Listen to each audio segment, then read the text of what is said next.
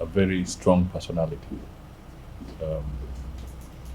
with very broad philanthropic footprints in many parts of the world, and even in the most difficult areas, such as Afghanistan, where he set up a hospital that is still running and helping people in a very difficult environment.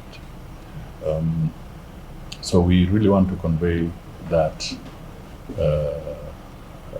show of solidarity and sympathy to his family and to the entire community.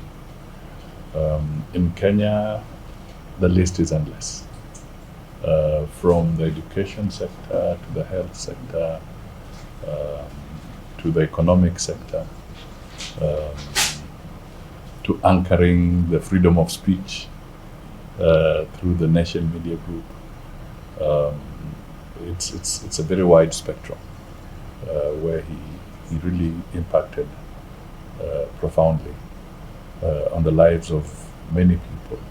And his institutions will continue to do the same, even way beyond him, as we look into the future.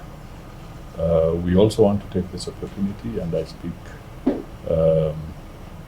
knowing that we have transitioned from him to the new Imam, the 50th, Prince Karim, who takes over, and we wish him well, God's grace, courage, and fortitude, so that he can now take up the leadership role with all the blessings that we can offer. But most important, God's blessings are usually supreme. We were together in Doha celebrating the cultural aspects. You know, he liked culture, art. So we are celebrating the new museum in Doha, architectural museum, together.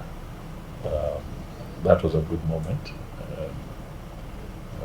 Then whenever he came to Kenya, I was lucky to have a moment of interacting with him, even in his residence in Musalia.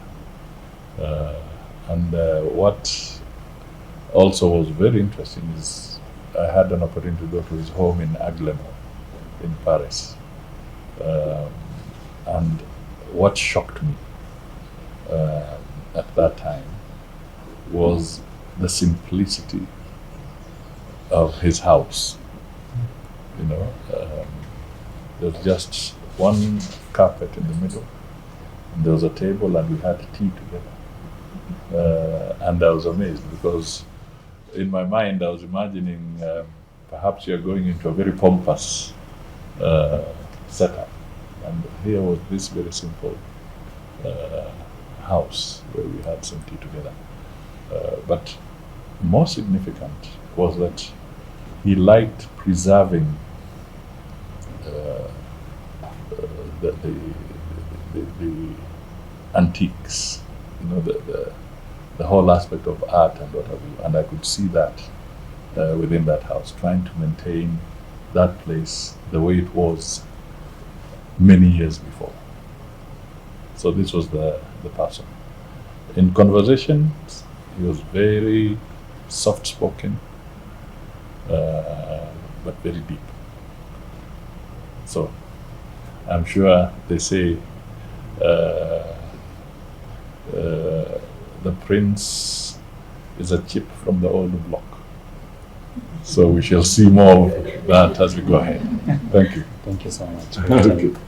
We don't call it a loss, we actually call it and celebrate the work he has done, you know, in all endeavors, not for a particular community, not for a particular country. Okay?